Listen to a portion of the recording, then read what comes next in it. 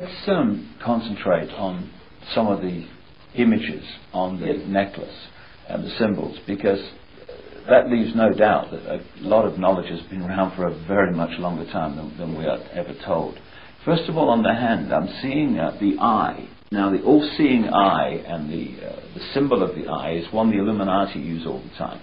And it's one, of course, that was a very big symbol of ancient Egypt, the Eye of Ra and what have you. Why is that eye there on that hand?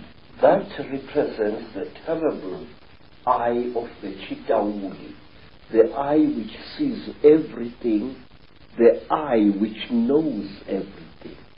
It is said that when a Chitauli dies, he passes his third eye onto his next of kin. And to the Chitauli, an eye is a very, very powerful symbol. This is the eye of the Chitauli. But there is more to this thing. Here there is a hole that goes right through the copper. Now, if you put water in that hole, you end up with a simple magnifying microscope, and you can see gems through that water. The magnification is amazing. The great symbol that's pointed out again and again on the dollar bill, which is on the reverse of the Great Seal of the United States, yes, put on there by the Illuminati, a president called Franklin Delano Roosevelt, is the all-seeing eye. And so is it your understanding that the all-seeing eye, when it's used by the Illuminati, represents this third eye of the Chetahuli? Yes, I do. I really am sure of this. Why?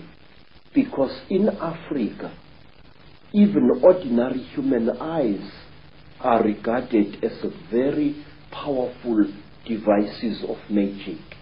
If an African shows you respect, he mustn't stare at you, but he must stare at a point beyond one of your shoulders. Now, we call this Hlonipa, which means deny me your eyes. We believe that when emotionally roused, an ordinary human being can inflict great damage on another human being by the unseen fires that emanate from one's eyes. We believe that a Zulu warrior must never allow his dying enemy to look at him. For example, when a Zulu was killing an enemy, he used to cover that enemy's face with his shield to prevent the enemy looking upon him with his eyes and putting a curse upon him. It's interesting. People who experienced the Chetahuli, the reptilians, in relationship to the British royal family and others at various rituals, have said that at the point of sacrifice, the point of death in the sacrifice, that these reptilians stare into the eyes of the person dying, which would kind of fit why those warriors were very concerned about that. Yes, sir. What are they doing then? We have got a ritual, sir, which covers many fields. A ritual which is called Ukutata Umoya, taking away the soul, where when a king is dying and he is fighting to pass on his knowledge and his courage to his successor, he would demand that the successor should stare heavily into the dying king's eyes. And also, when a creature is being sacrificed in Africa, whether it's a human being or an animal, that creature must be stared at by the sacrificer so that its spiritual characteristics are drunk in by the one sacrificing it.